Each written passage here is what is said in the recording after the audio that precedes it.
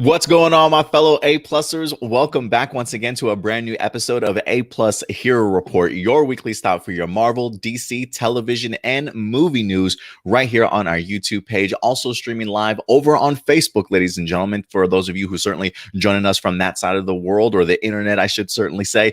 Good to see each and every one of you back. It is I, your host, as always, Adam Perez, back once again with a brand new episode, as we're about to get into all the information here this week and wrap up, I should say, this week's of information. But it's not just me here today. While we don't necessarily have the entire crew, we at least, in fact, do have Stuart Branscombe certainly coming through today. What's going on, Stuart? Good to see you, buddy. Good to see you. Good to be back. Ready for another awesome show. Life on the Wave Rider treating you well? It is indeed. Time traveling to different time periods. My next stop is going to be 1977 to catch the very first premiere of Star Wars, Oh. I like your usage of the Wave Rider, of all the things you could use it for. I love it, man. I probably would do the same thing. Oh, yeah. And that always makes me fascinated. Off topic real quick. I don't know if you're a big Doctor Who fan or if you've watched the show before. I feel like you probably might have. I would love to own my own TARDIS and be able to go wherever the hell I want to, man. Now here's my question. Okay, so let's say you could travel through time. Would you want to do it like the way they do it with the TARDIS or with the Wave Rider, Wave Rider, or would you rather be able to kind of manipulate time so it's less of you time traveling and more of you setting your conscience back to certain time periods? No. Wave Rider and TARDIS for sure. Yeah, I want to definitely experience that stuff. Don't send my conscience anywhere. I want my physical body. I want to be able to go to those time periods, most definitely. But great time period, man. But guys, listen, we've got a ton of topics that we're going to be breaking down for you guys today, along with a couple of honorable mentions. So we, in fact, do have ourselves quite a stacked show. But today's not the only show that you guys are going to be getting from us today. Later on this afternoon, we are, in fact, going to be having ourselves a little bit of a spoiler review in regards to Zack Snyder's Justice League that wind up dropping this past week, ladies and gentlemen. The 4-hour epic from Zack Snyder, guys. We wind up getting it this past Thursday, if I'm not mistaken. Again, later today at 4 p.m. Central Time, we will, in fact, be having a spoiler discussion to go ahead and discuss it with each and every one of you guys. So definitely go ahead and feel free to join us and definitely go ahead and share your thoughts in regards to what you guys thought about the film here. Maybe, I already dropped a non-spoiler review. So if anything, Stuart, without getting into too many details in regards to it, if you just want to give an overall, what was your experience like watching the movie? Did you appreciate it? Did you enjoy it? Just give your overall thoughts real quick. Really enjoyed it overall. And a lot better than the version that we got from Joss Whedon. That being said, there was one scene, and technically, I guess 1.5 scenes that they changed that I actually did, weirdly enough, prefer the Whedon version over. That said, I do think overall this was a lot better, giving you a lot more detailed background with a lot of the characters, giving you reasons to actually care about them, especially with Cyborg himself, because I feel like in the first movie he was kind of the most forgettable character out of the league, but in this one, he's almost I'd almost go as far to say that he's like the main character, because you could say Batman's kind of the main character, but really Batman is just more of a plot device, because he doesn't really, I wouldn't say Batman really has an arc, because he's kind of the same guy from the beginning that we get at the very end of the film, whereas Cyborg's really the one that kind of has the whole thing kind of revolving around him. Plus, he's the one that actually does have an arc at the very beginning and end. So in a lot of ways, he's kind of the main character of the film. So that alone makes it so much different from what we got in theaters. And what else? There was one more thing about it. I think, so character wise, for me, right. Here's the last thing I was going to say is that the one problem is that I don't think a theatrical version of this film could have possibly worked. Even if you were to cut it down to 2.5 hours, I don't understand how you could possibly do that with still making it a coherent plot. So I think if there's any drawback to it, if this was the version we got in theaters, I don't know if it would have been this good. Yeah. No, I definitely see what you're saying there. I still think they probably could have gotten away with it if they brought it down a little bit. But like even for me, I still say like maybe 3 hours and 15 minutes type of thing. I don't know if you go any longer than that. I feel like 3 hours, 3:15 is probably enough to where you could probably still cut some stuff out of this and maybe still have the meat of the story that really helps out a lot. Because I feel like there are a lot of slow dragging shots and things like that that maybe you could kind of cut into a little bit to bring down, but still be able to really keep the oomph behind the story. So I agree with you. I mean, I thought this, I really enjoyed it. I definitely had a fantastic time watching it. It was definitely one of those things where I loved everybody getting their time to shine. And like you said, even though, you know, some characters like a Batman doesn't necessarily have a complete arc per se, everybody certainly at least had great character development in here, and certainly got to understand who they were, and especially all their motivations for their particular roles in the film. But you're right. I mean, right off the bat, you can clearly tell that this is a cyborg story for sure, and you can see why they wanted to push Ray Fisher to the moon originally when he was cast for this. But unfortunately, you know, he just didn't get the opportunity to see that. But we'll definitely talk more about it. But I just wanted to get your overall thoughts because we did do a non-spoiler review earlier this week, I think on Friday for you guys. So if you want just something non-spoiler-ish, we do have something for you guys on our YouTube page. But if anything, again, later on this afternoon, 4 p.m. Central Time, we will be having a full-on spoiler discussion for you guys to talk about all the things Zack Snyder's Justice League. A couple of quick honorable mentions for you guys real quick. Loki wind up dropping a brand new poster here. I really actually enjoy this poster. It wind up dropping just before Falcon and the Winter Soldier, just so people could be like, hey, you know what? Don't forget, even though we've got Falcon and Winter Soldier dropping, we also have something coming up after this. Even though it is a couple of months away, Loki certainly will be here before you know it. And I feel like we probably have ourselves a Marvel movie somewhere in between there, right, Stuart? Does Black Widow come out this May? Is that still the plan? Because I actually don't remember. I think that's still the plan. I could be wrong, but regardless, Disney Plus is at least letting you guys know. Listen, we have more Marvel for you guys after Falcon and the Winter Soldier. And speaking of which, Stuart, what did you think of Falcon and the Winter Soldier this week? You had a chance to check it out. Oh my god, I absolutely enjoyed it. I especially really love what we're getting with the personal stories for both of them. I love how we're getting into that before we even get to into detail about the overall plot of the film.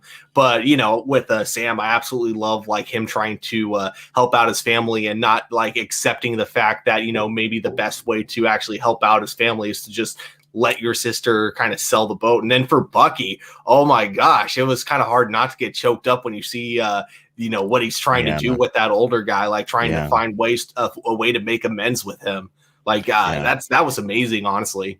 Yeah, they really they definitely stirred me emotionally for sure, man. I was definitely surprised as to how they handled Sam and Bucky and just making them just really relatable. I feel like to a lot of people out there to a certain extent. But yeah, that idea of him making amends, especially with that older man Yuri. And I love also the fact, you know, going back and thinking about it, you know, when he's sitting down and talking to his therapist, you know, she keeps asking him, you know, are you dealing with nightmares? Did you get another nightmare? And he keeps saying no. To a certain extent, I mean, that's the truth though, right? I wouldn't even call it a nightmare per se so much as you're just reliving an experience. It's not like a dream or something that's made up, right? You've lived this situation before and you've kind of gone through that type of thing. So I can see why he's certainly probably saying no to her, because to him, it's not a nightmare. It's very much a real thing. You know what I mean? Mm-hmm. It's almost like a premonition, just a reminder of what he has to make amends for. Yeah, something that he's definitely struggling with, type of thing. So I thought it was just really fascinating. I'm really excited to kind of get into the mind of both these characters this season. And then last honorable mention, at least for me, we wind up, and this might actually go for you too, Stuart, here, considering the fact that you do reviews for Stargirl, which should be dropping for us this summer here. But we finally got ourselves our very first look at one of the upcoming Stargirl villains in Eclipso. Now, Stuart, I got to tell you, man, Eclipso for me in the DC comic book realm, he was always a character that's fascinated me. I always found terrifying looking. I always loved his design. I always just thought it was so unique in its own sense. But I never knew too much about the Eclipso character in general. So for me, I'm really eager to kind of jump into Stargirl and see just this lore. And if you were to tell me that, hey, we're going to be teaming up Eclipso with this psychotic ass bitch and Cindy, give it to me, man. I'm here for it. I can't wait to see what these two do together. I think it's going to be deadly. I absolutely love it. And what really looks cool about it is I'm pretty sure it's safe to say that these are all prosthetics. Like, it doesn't look like there might be computer enhancements, don't get me wrong, but it doesn't look like it's a CG character at all, which I'm all for. It's something I really loved about it. It gives me very much the Monitor and Anti-Monitor vibe. Yeah, I can kind of see that for sure. Yeah, there definitely is elements of practicality in here, some makeup, definitely hinted, like you said, with some CGI effects definitely attributed to it also. But I think the costume design is great, especially for this character. So, considering the way that Stargirl season 1 was certainly filmed, I expect it to look brilliant on screen also. Yeah, that's one major thing with Stargirl is they are killing it with the costume designs. Like, the costumes are fantastic. Yeah, they really are. I mean, comic book accurate, but they still look great on screen. So if you guys haven't had the opportunity to check out Stargirl season 1, I really don't know what you're waiting for. Go ahead and do so. I believe it is airing on HBO Max as of right now, so you can definitely go ahead and check it out if you have a subscription to that service. Not a very long season either. I think we got like 13 episodes. Was that what it was for season 1, I believe? Yeah, it was 13 episodes. I think it's still available on the CW app as well. So even if you don't have HBO, I think you can catch it there. I'm going to double check, though, to make sure. Okay, no problem. Stuart, did you happen to have an honorable mention also, or no? I honestly didn't. Yes, it is still on HBO Max, or sorry, it is still on the CW app as well. So even if you don't have HBO, you can still watch CW.com. Yeah, check it out then. Awesome plug, Stuart. They need to pay us for that. Anyway, all right, guys. With that out of the way, we will go ahead and start diving into your guys's main topics. The main topics for today's show. We've got 6 right off the bat, mixed in with a little Marvel, DC, and some movies for you guys. We'll start over in the movie realm. Stuart, are you ready to go ahead and tackle some of these week's stories with me, man? Always. Awesome, bro. Let's go ahead and get it. And guys, we're going to start off the bat with some video game movie news for you guys.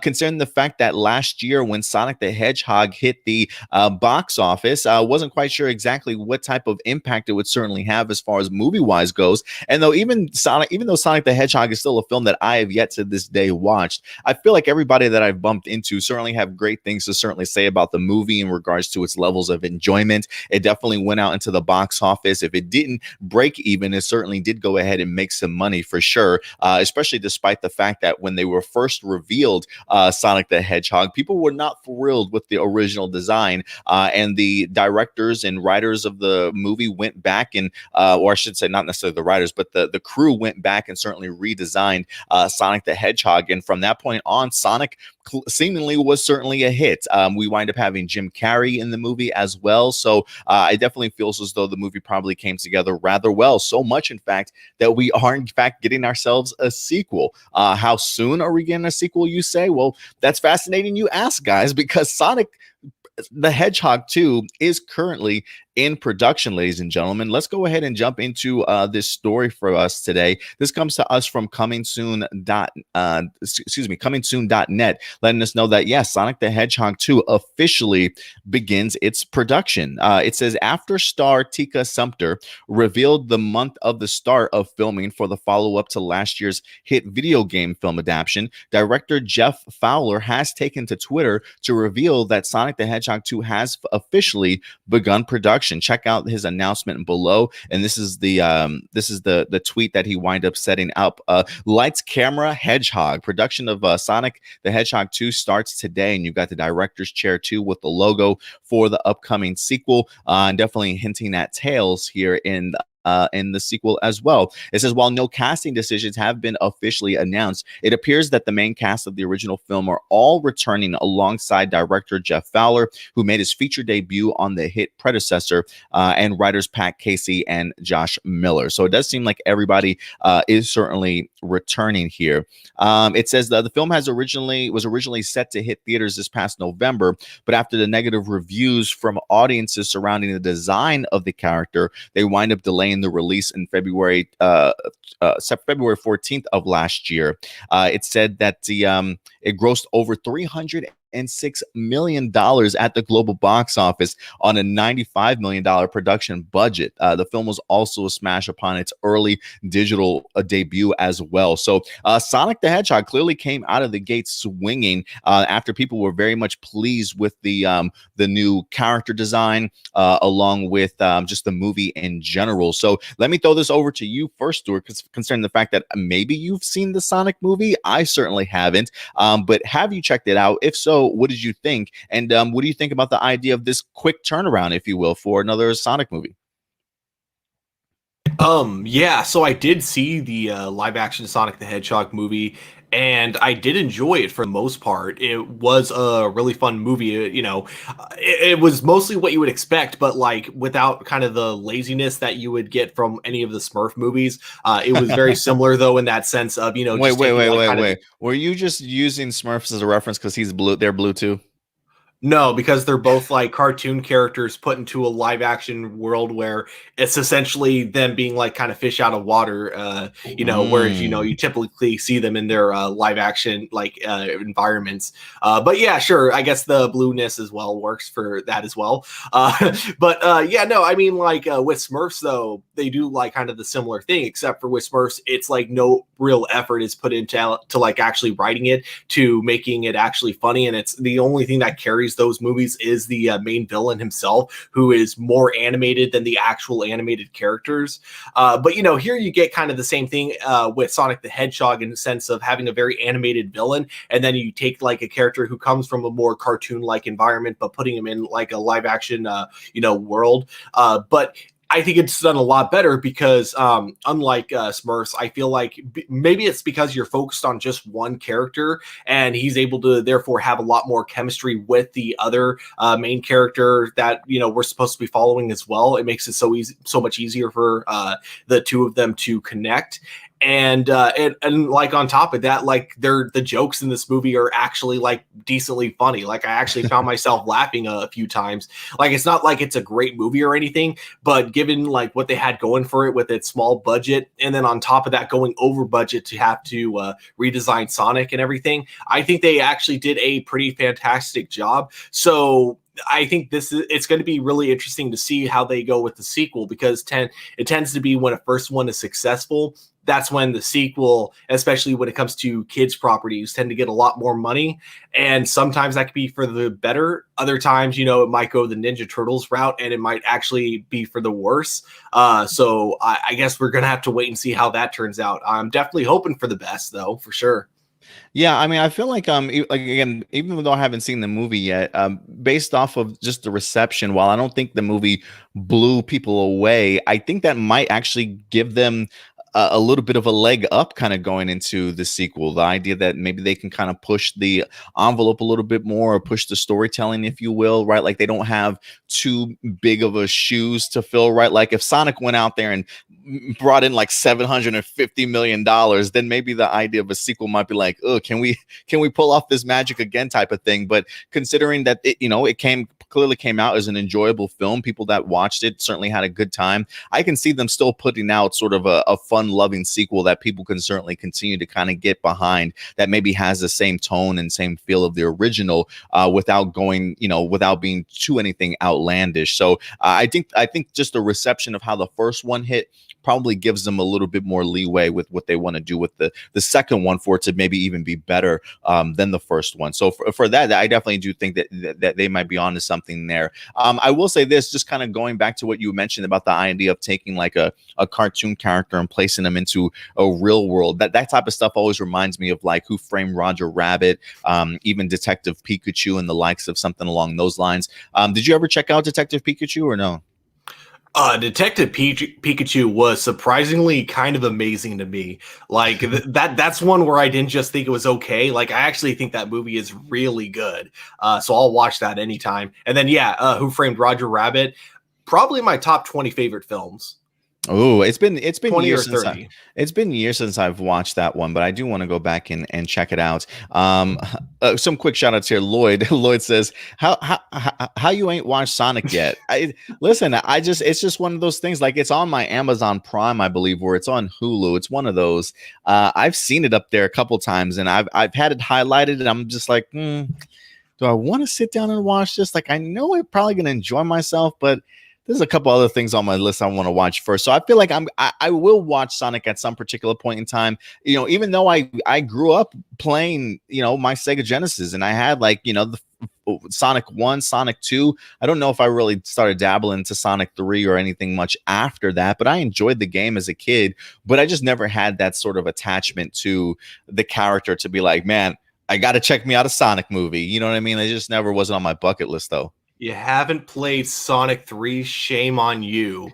I mean, I feel like that's with Knuckles, right? Isn't Knuckles in that one? Yeah, then I've played that one. I played just the regular, the Sonic games that we wind up getting out of the original trilogy. But after that, I haven't really kept up with it as much. But I just was never a huge Sonic fan. Like, let me get a Sonic tattoo and go check out this movie. No, that's just not for me.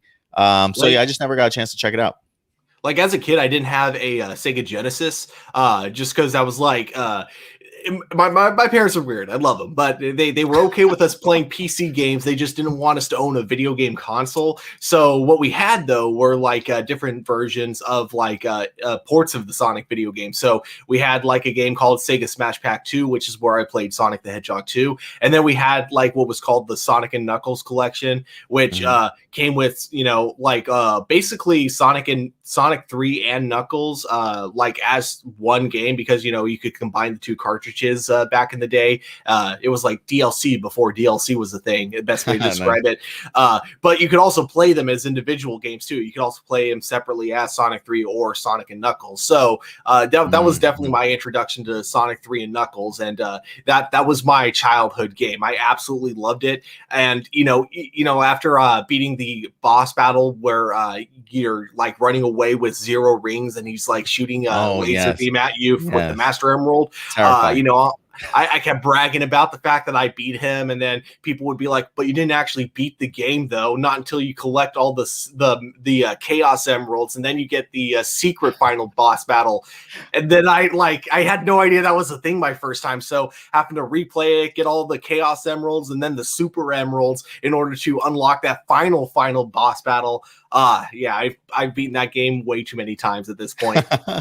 You're a bit of a Sonic connoisseur yourself, sir. Yeah, when it comes to specifically the old school games and then the Dreamcast games as well, absolutely love them. I never had a Dreamcast. Also, it was definitely a console I was definitely thinking about getting, but I never picked up Dreamcast. Short-lived. I feel like. Yeah, it was. Best way to describe it, it came out a little bit too late, because it's kind of like the Nintendo Wii U is the best way to describe it. It had a lot going for it, but at the same time, you released it right as other consoles that were going to be 10 times more superior were coming out, like literally just a year later. So it was just they really should have focused their efforts on making that instead of the Sega Saturn. And then I think it would have been the perfect competitor for the Nintendo 64. Yeah, you might be onto something there for sure, man. Let's see here. Quick little shout outs go out to AJ for certainly coming through. In the doll world, certainly in here as well. Appreciate you coming through, Tammy. Thank you very much. But yeah, guys, listen, at the end of the day, though, we definitely want to know your thoughts. Sonic the Hedgehog 2. What did you think of the original? Are you excited for the idea of them having a sequel? Do you think this is a little bit too quick of a turnaround, Stuart, or do you think just strike while the iron is hot? People enjoyed the franchise. They enjoyed the first film. Why not go ahead and start working on the second one? Oh yeah, no, I don't think this is too soon at all. It's about a year after, right? Yeah, exactly. It's actually become kind of a lot more common now. I feel like back in early 2000s, the 80s and 90s, if the sequel was announced, it was usually like a year or two after the first came out, and then development would start. But now I feel like sequels are usually in the works really fast if the first one's successful. So it's not unusual, to my opinion. Yeah, you're probably right in regards to that. But guys, listen, at the end of the day, we definitely want to go ahead and know your thoughts. So please let us know your thoughts in the live chat or the comment section box below after this live stream ends. All right, guys, we're going to go ahead and move on to our next topic here. And we will stick over with comingsoon.net as they had another bit of information for us. One of the things that I continue to enjoy, especially when it comes to my subscription over on Netflix, is just the original series that they continue to roll out, whether it be live action original series or even anime original series. And one particular series that I'm really looking forward to that we've talked about on here a while back. It's been a minute since we actually have had any news in regards to this, but Netflix has plans for a live action Cowboy Bebop. And so while it has been quite some time since we've actually heard any news in regards to it, Stuart, it definitely feels as though it looks like it's getting ready to wrap up its production, guys. Let's go ahead and bring this up. This is again comingsoon.net, letting us know that Netflix's live action Cowboy Bebop series has wrapped production. It says it says that Cowboy Bebop has certainly seen its fair share of speed bumps in making its way from development through production, but fans can look forward to seeing their favorite space cowboy soon, as star Danielle Pineda has taken to Instagram to reveal that filming has officially concluded on the series. And this is Danielle right here, who's actually going to be playing the character Faye Valentine. A great casting choice, if you ask me. But it says the series first began production in New Zealand in October of 2019, but halted shortly after due to star John Cho suffering an injury on set that required a 7 to 9 month delay, as the streamer elected to allow him time to heal and rehabilitate instead of recasting him. The downtime allotted the writers room to further develop the scripts for the series, including bringing original director Watanabe on as a creative consultant also, and begin early work on a second season script. The production would later get the green light from New Zealand to resume shooting in September of 2020, so just a little bit last year, and is now officially concluded. So yeah, you do have star John Cho, who's going to be playing as Spike, Mustafa Shakir, who's going to be playing as Jet Black, and of course, Panita, who we just mentioned here as Faye Valentine. It does say that the series itself only ran for about 26 episodes or so, but it does say here the live action version here and on Netflix will be a 10 episode series. So yeah, I'm really looking forward to this, Stuart. Growing up as a kid, my early dabbling, if you will, when it comes to anime, very much was and is Cowboy Bebop. Cowboy Bebop was in there for me. Neon Genesis Evangelion was another series that I used to watch a lot of growing up as a kid too. It's just crazy to me growing up as a kid. I guess for me, I never realized just how few episodes the series itself had. It almost felt like it could go on forever. But going back, I'm like, really, only 26 episodes? My goodness, I definitely binge worthy to be able to sit down and just go back and watch them again, type of thing. So I'm really excited for this. I like John Cho when he was picked to go ahead and play and play Spike. I thought it was a really interesting casting choice. I do like him as an actor for sure. And I'm pretty sure he probably grew up or knows this material front and back also. It probably wouldn't be surprised if it was a passion project of his, something that he's really looking forward to do. But I am glad that they decided, despite the injury that he suffered, to allow him to continue to be in this role and to continue to film this particular series. So I think this is going to be, I think this is going to be a pretty fun series. One that's going to be great to adapt into live action form from its animated style, especially if you should just look at some of the action pieces and the way that it's shot and stuff. I do think this could be a really fun Netflix original series kind of going forward. But I didn't even realize or recognize the idea that they had begun begun filming already, all the way back in September. I had no idea. So the idea of finding out that they've fully wrapped and filmed, wrapped production here, I'm hoping. I don't think that this actually gives us a release date for this particular show, but I would assume maybe this probably drops maybe sometime next year or so. But once we do have ourselves actual release date, I'll definitely go ahead and keep you guys updated. But I think this is a win, man. I think this is a win not only for Cowboy Bebop, but also for John Cho, and I think for Netflix as well. So I'm super pumped for this. But Stuart, let me pass this to you, man. You hear the news that Cowboy Bebop has wrapped production. What's your excitement level in regards to this? Dude, I've been wanting this since I want to say like 2008 when they first announced that they were doing a live action Cowboy Bebop movie. Let me say this. If you can't figure out how to make a live action Cowboy Bebop movie good, then it is impossible to make a good live action anything anime related, because this feels like it'd be the easiest anime to adapt into a live action series. It was one of the first animes that I ever watched as well. Probably still like number 2 on my list when it comes to just anime in general. Number 1, of course, being Trigun. Nothing will ever beat that. Yeah, I was about to say. I'm glad you mentioned that, because I was just about to say, yeah, Trigun was probably in my number 3 up there as well of anime I grew up on.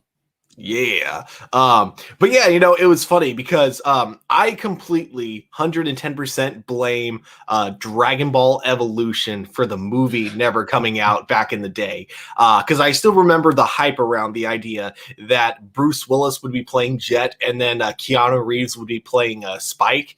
And I know a lot of people weren't the happiest about Keanu Reeves as Spike.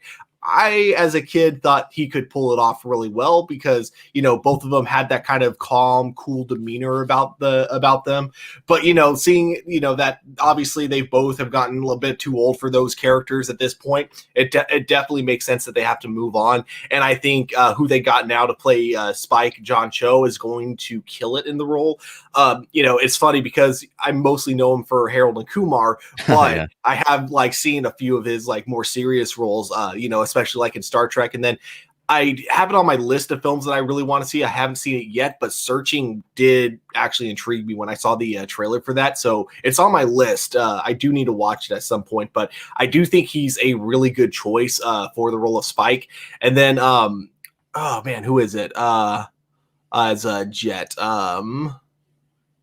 I think he said something Shakir. Let me see if I can pull it up again. It's the guy from Luke Cage who played Mustafa Shakir. Here it is. Yeah, Mustafa Shakir. Sorry. Found it. Yeah, no, because he was the villain from Luke Cage season 2. So I'm definitely intrigued. I don't know what else I've seen him in, but I am definitely intrigued to see him as Jet for sure. I do love that they're pushing the diversity for this series as well. And yeah, just I like you said, I've been really enjoying a lot of Netflix original series.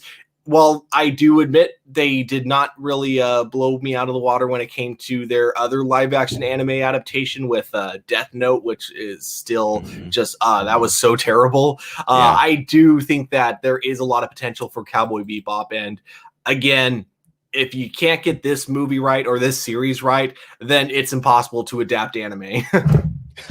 Yeah, I'm definitely hoping that they certainly get this right, man. I mean, maybe you're right. Maybe the reason why they didn't pull the trigger on the live action Cowboy Bebop was because they saw what happened with Dragon Ball Evolution. I mean, that would probably terrify me too. Are we sure we want to do this movie, guys? But I think maybe sometimes movies are just meant to, maybe this movie, I should say, maybe this just works better in sort of a live action form. Those early years though, I don't think we certainly were in that mindset as to should we do this as a series or should we do this as a movie, right? We didn't have those streaming wars like we did, like we do now, sort of back then. So really, the mentality of just making this sort of as a movie, I could definitely see them kind of wanting to maybe go that route. But I feel like maybe this anime series just is told a little bit better when it comes to a television format, if you will, more on the smaller screen. So I am hoping that maybe it works a little bit better in that realm. Definitely agree. I think it could have worked as a movie as well, if they did it in 2 parts, but it seems like they're going that route when it comes to when it comes to like it being a series. The one thing I am kind of hoping for is that I hope that it doesn't go on for more than 3 seasons, because I feel like what made Cowboy Bebop so great as an anime is that it never tried to push itself to go on longer than the I believe 26 episodes that it had. It had a definitive ending, and I think that's what like really helped with the series. You know, same with Trigun. You know. Yeah, that definitely tell your story, and then once you're done, just wrap it up and just kind of move forward, type of thing. Because yeah, we've seen that plenty of times where you keep dragging on a storyline, and you just keep butchering your series in the process of just dragging storylines out that don't necessarily need to. So yeah, I mean, they said they're already working on a second script. I think it's also brilliant that they wind up bringing in the actual, I think they said the creator of Cowboy Bebop as their creative consultant for the series also, which I think certainly benefited them definitely in their downtime to be able to tighten up the scripts that they certainly had, and to bring somebody in that's super familiar with the franchise, with the IP itself. I'm hoping that if anything, that puts it in a really good position. Mm-hmm. Yeah, I'm hoping too. Plus, if nothing else, even if it doesn't end up being like the mind-blowing series that we all like, at least it shows that they're actually putting a lot more effort into it than they ever did with other live action anime adaptations. Because, I look back at Dragon Ball Evolution and how they, without really signing it on paper, so they had no legal obligation to, they brought in Akira Toriyama as a creative consultant, giving him the idea that he might be able to have a say in the story, but literally none of his suggestions for that movie ever went into any consideration at all. Yeah. That sucks. Yeah, that sucks. That's like Disney and George Lucas. Well, I gave them my ideas and they didn't use anything. Yeah, Sorry, exactly. George. That's exactly Sorry, what George. it is. Yeah. Sorry, George. All right, guys. Well, listen, at the end of the day, guys, we certainly want to go ahead and know your thoughts. Live action Cowboy Bebop headed our way. Production has wrapped. What's your excitement level? Did you check it out as an anime? And how excited are you about the idea of it turning into a live action? Go ahead and let us know your thoughts in the live chat or the comment section box below, ladies and gentlemen. All right, Stuart. And with that, we're going to go ahead and transition over to our next topic. And this one's in the world of HBO Max and good old Game of Thrones, guys. Game of Thrones is back in the news today because if you thought one spinoff was enough, if you thought 2 spinoffs was enough, you are certainly wrong. HBO Max this week continues to unveil more plans for the Game of Thrones franchise. And it's got me scratching my head here, Stuart, asking myself, how many spinoffs are we going to get? And is it too many? Let's go ahead and dive into this, Stuart, and kind of break down this article here. This comes to us from Deadline.com, letting us know that there are more Game of Thrones spinoffs in the works, guys. It says Sea Snake's 9 voyages among 3 more spinoffs in consideration at HBO. So it says, as HBO continues to plot an expansion of its Game of Thrones universe, more clues emerge about what direction the expansion could go into. We hear that HBO is developing a trio of ideas for new projects set within George R.R. Martin's fictional world. They include 9 Voyages, aka Sea Snake, Flea Bottom, and 10,000 ships. Of the 3, the Sea Snake project appears to be more fully formed, with a creative team on board to develop it, including Bruno Heller, while the other 2 are believed to be ideas that are being explored with no writers yet attached. So it is important to understand that these are just sort of in development projects that have ideas that are maybe being formed. They haven't all been greenlit, right? Some will make the cut, some certainly won't, but this at least gives us an idea as to how HBO is looking to expand this universe. It says they join a potential adaptation of Martin's Tales of Dunk and Egg novellas, which also is being mulled over at HBO, and a possible Game of Thrones animated series, which is a possibility for HBO Max as well. They go on to say here, it says, we are talking about other areas that make sense as well. George R.R. Martin's world is so big, and what's interesting about it, not only is it big, but he's got a lot of roadmaps in terms of history. So one of the great things about House of the Dragon, which is the spinoff series we are getting, is that it's an established history that leads you to the Game of Thrones show. And there's a lot of little branches. There's a lot of opportunities and stories to tell. The good news is that with the prequels is that their history that George has laid out. We're working with George. It would really be something we talked about with him. But for right now, the prequels land themselves to it because of the really expansive history that George has laid out in this world. And we'll talk a little bit more about this here in just a second in regards to what the actual spin-offs themselves may in fact be including in here. But I guess for me, Stuart, this just continues to show just how fruitful the lore that George R. Martin put forth in Game of Thrones truly is. Like just all the little bits of history that you can pick and sort of explore these moments in time that kind of help really shape Westeros and things like that. Really significant moments in this world's history. It seems as though there's a plethora of stories certainly to be told. I guess the key is which story is going to be sort of the more captivating one to go ahead and keep people entranced, right? I don't see all of these Game of Thrones spinoff series clearly coming to light. Clearly, the House of the Dragon is in full swing. That's got a green light. It's got a cast and everything. That is one spinoff that we're going to be definitely getting. But everything that we've been mentioning so far is certainly under development. But you hear this, Stuart. What do you take away from the idea here of HBO really wanting to capitalize on its franchise? You know, I would have been worried if these were all like confirmed spin-offs and they were already all in development, but no, it really just looks like they're kind of preparing for the best. So like if it all ends up being a success, the three current spin-off shows that they're working on, where are some other ideas that we can explore after that? Because I feel like a lot of these spin-offs that they have aren't meant to be like going on for season after season. I feel like each of these are meant to be like 1 or 2 seasons at the most. So they want to prepare for, if it's a success, how do we keep this train rolling? How do we keep it going, before we run out of steam? So I think this is actually a really good idea, especially with a world like Game of Thrones. And it makes sense that they would want to explore every possibility of what areas of this world that they can explore. Because yeah, like you said, one of the most unique things about Game of Thrones is how much really went into the world development before even going into the actual story elements of Game of Thrones. Because I feel like if there's anything that you can like major that you can give George R. Martin credit for, it's definitely his world building. It definitely, when you read the books of Game of Thrones, it's kind of the same thing I love about Mass Effect. It doesn't feel like you're just reading a story in an unknown fictional universe that you're exploring along with the characters. It feels like a good history about this world. It's like this very detailed world that you're not like just piecing the puzzles together like you do in other sci-fi films. This is one where the puzzles have been all pieced together. The only thing you're piecing together as a reader is the actual story. So with that all being said, yeah, there are so many possibilities of what they could explore. And I think it's actually brilliant for HBO Max to be able to explore all of them without going too far ahead of themselves and already pulling the trigger on all of them at once.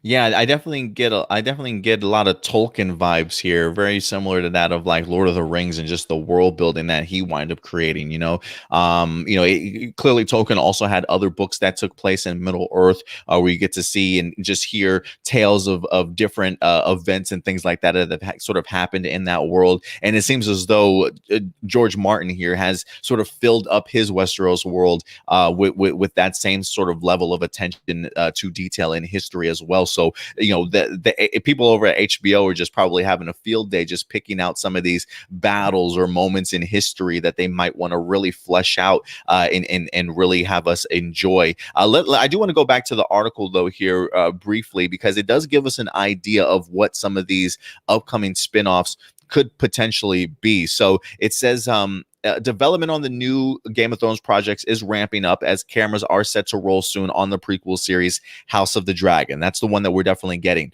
The 9 Voyages series refers to the great voyages at sea made by Corliss how do you pronounce that? Valerian. Valerian. Yeah, I'm completely butchering. So. Aboard the sea snake ship. It says they journey to places including Pentos, Dragonstone, and around the bottom of Westeros, as well as Lys, Tyrosh, and Mir. He reached the fabled lands of Yeti and Lang, whose wealth doubled that of House Valoran. And him and the Ice Wolf headed north, searching for a passage around the top of Westeros, only to find frozen seas and icebergs as big as mountains. And then there's also a project set in Flea Bottom, which is the poorest slum district in King's Landing, a maze-like warren of narrow streets and dark alleys filled with tanneries, brothels, and alehouses. It is featured in the first 4 seasons of Game of Thrones, including when William's Arya Stark takes refuge there after fleeing the Red Keep. Characters from Flea Bottom include Sir Davos Seaworth, played by Liam Cunningham. We had Gendry in there, also the bastard son of King Robert Baratheon, and then prostitute Armika was in there as well, and Carl Tanner, a brother of the Night's Watch, as well, was in there too. So Flea Bottom sounds rather interesting to be able to focus on sort of the poorest slums of King's Landing. It says, and then lastly, there is a show based around the 10,000 ships, a reference to the journey made by warrior queen Princess Nymeria and surviving members of Roynars, who traveled from Essos to Dorne following their defeat of the Valyrian freehold in the Second Spice War. This migration took place around 1,000 years before the events depicted in a Song of Ice and Fire novels. Arya Stark, played by Macy Williams, named her direwolf after Nymeria. So, Stuart, you hear these 3. Is there any particular out of these 3 that might interest you a little bit more that you want to dabble into? Probably 9 Voyages is definitely the one that kind of intrigues me the most. Mostly because I actually had to leave for a brief moment when you were reading the next 2. But yeah, with the but yeah, definitely I think the first one is going to be really intriguing because, again, when you're going into because it's let me actually reread it to make sure I'm remembering it correctly. This is fascinating to me. It says the idea of him and Ice Wolf headed north, searching for passage around the top of Westeros, only to find frozen seas and icebergs as big as mountains. That sounds very much like maybe the discovery of the North, if you will, or maybe just the Wall in general that's there. Mm-hmm. Yeah, I could see that. Yeah, I would be down for either 9 Voyages. I actually wouldn't even mind maybe even Flea Bottom a little bit, dealing with the poorest slums district in King's Landing. I would like to kind of know. I don't want to say that reminds me of like bounty hunters type of vibes I get from Star Wars, but I feel like if I definitely want to see what's going on in the slums and all the dirty things that are happening in there, yeah, I'll take Flea Bottom also. Yeah. Honestly, all 3 of them, I'll take them. And I am really, I'm excited to see if the budget gets higher for each production that they go into, or if it gets lower. But I'm assuming, it's all going to be based on the success of how the first 3 spinoff shows that they work on do. So, assuming that they do really well, I am really excited to see how far HBO Max is really willing to push that big budget. Yeah, I mean, if anything, I definitely do think that they understand just how big of a IP they have on their hands. So I think they probably will pay very close attention to it in regards to putting the correct amount of effort behind it in regards to its budget. I'm at least hoping that it's not gonna slip from what we wind up getting from that of Game of Thrones. I don't know if you're gonna put $100 million towards an episode or an entire season or something like that. I can't remember how much they spent on the last season of Game of Thrones, but if it's HBO Max, I can almost feel positive that they'll definitely put a nice pretty penny towards these seasons. Oh yeah, definitely. But guys, listen, we want to know your thoughts. You hear the idea that HBO certainly has more plans for Game of Thrones. Are any of these particular stories that you hear one that you certainly would be okay with seeing as a live action? Definitely go ahead and let us know your thoughts in the comment section box below or the live chat. Remember, a lot of these are in early development. They haven't been greenlit. They're just kind of throwing around some ideas and really seeing what kind of works best for them. So we'll see what other Game of Thrones we wind up getting here in the near future. But we'll definitely go ahead and keep you posted. All right, Stuart. With that out of the way, let's go ahead and start diving into some of our DC. Oh, you know what? I think hold on one second here. I accidentally closed this window. How dare you? I know I can't. Let me see. What was the next one? Falcon and the Winter Soldier. Okay, so I do have that one up, but I feel like there was one more. Oh, it was the Hourman story that I dropped. Let me see if I can pull that one up here real quick, just so I can have that story ready. Hold on one moment, Stuart. All right. Do do do do. Fucking Jeopardy music. Oh, by the way, as a little bit of an intermission, did you get a chance to see Oscar Isaac this week? He released the training video of him as Moon Knight doing some fight choreography. Did you see that? I did not, but now I'm kind of intrigued. Yeah, we posted it on our Facebook page, man. If you get the opportunity, check it out because it's pretty cool to see Oscar Isaac. He got the full beard going, man. He looks smooth. He looks like he's picking up training pretty well. Mm-hmm. Is he working with Chris Hemsworth or any of the other Marvel actors, or just no, it's not me. Just his fight choreography, guys. Like he put like it's maybe like a 30-second, maybe 50-second video of him just practicing some moves and some fight choreography. So it's pretty legit. Speaking of Marvel, though, I guess that's a great transition to go ahead and start talking about our current season of Disney plus MCU as Falcon and the Winter Soldier wind up dropping this week. We do in fact have ourselves the review for episode 1 is in fact up on our YouTube page. Definitely go ahead and check it out when you can. But we've got 5 more episodes of this season. It's only been a six episode season. We've got 5 more certainly planning to go. And one character that we definitely are going to be planned to be introduced to at some point in time will in fact be Sharon Carter. She's going to be popping back up in here. I believe the last time that we might have seen her was Civil War. It's been a minute since we've actually seen Sharon Carter, now that I think about it. But big things are certainly about to happen for this character as we go ahead and get into this season. So let's go ahead and read this. This comes to us from the showrunner from tvline.com, letting us know that the Falcon and Winter Soldier boss says Sharon Carter has evolved. Her energy is so different in the Disney Plus series. So let's go ahead and read this. He says, the article says, you're going to see a very different Sharon Carter played by MCU vet Amelia Van Camp. The Disney Plus series will showcase a new side of the former S.H.I.E.L.D. agent who, after going on the run to help Steve Rogers in Captain America Civil War, losing her aunt Peggy Carter and returning 5 years after being blipped, has undergone a personal evolution. She is flipped, says Malcolm Spellman, who wrote and executive produced all 6 episodes. If fans watched Civil War, they can fill in the blanks on what Sharon probably had to deal with. And so when we meet Sharon, she is definitely involved. She has definitely grown up. I think fans are going to love her. Just her energy is so different now.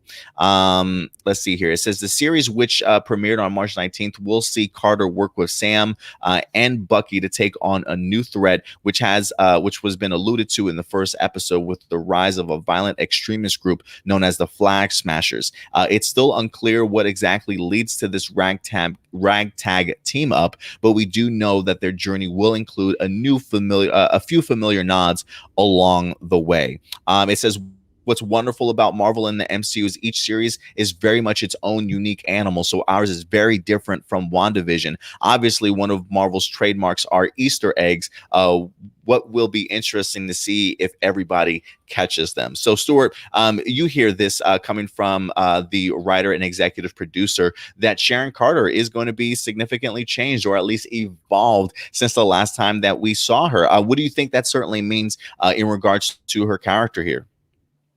I feel like since they dropped that big detail that she apparently got dusted during or after the events of Avengers, I feel like we're going to get a very similar scene to what we saw from WandaVision.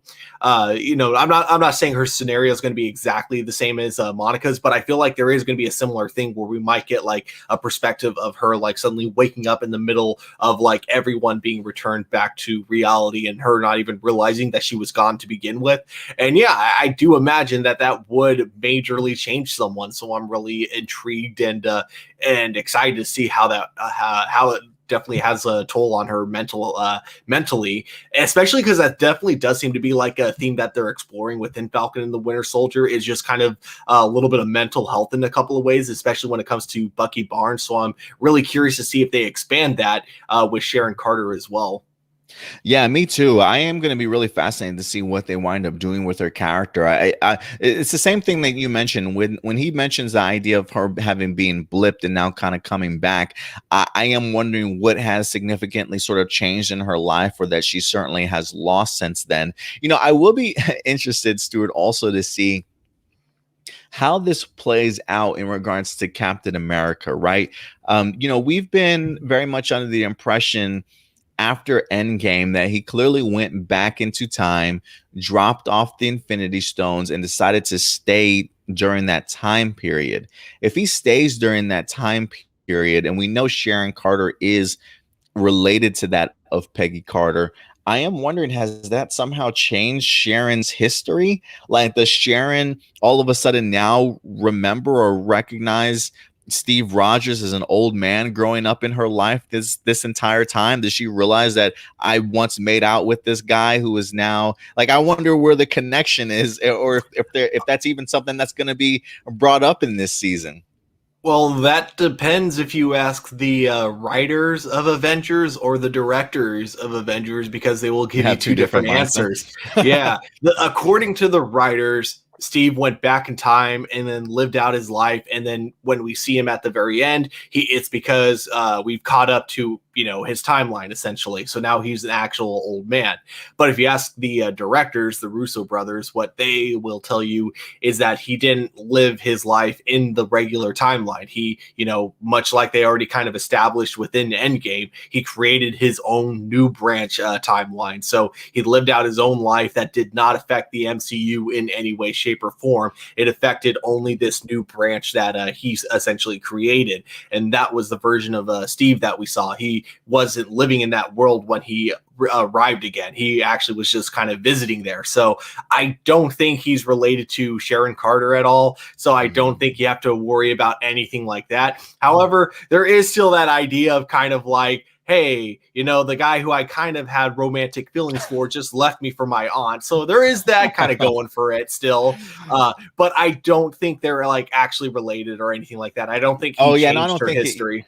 Yeah, no, I don't think he changed. I just think I was just curious in the sense of like, is she at least aware of who Steve was, at least back in the day, type of thing, right? Like, if she just looks at him a little bit differently now, like I don't know. I'm definitely very much like, if I had to choose my side, I feel like I'm leaning towards the writer's perspective of it more or less than the Russo's belief in it. But I guess we'll see how it plays out here in the Falcon and Winter Soldier, if that's something that they even wind up bringing up. But for me, I really am excited to see Emily Van Camp branch out this character of Sharon Carter. I feel like we've been so focused on Peggy Carter because of the fact that she's been such a pivotal point and role in the MCU, that it's very easy to kind of be overshadowed by that when you're Sharon Carter. But now that we've got Steve and Peggy, who are kind of out of the picture now, this probably allows her to kind of fill those shoes and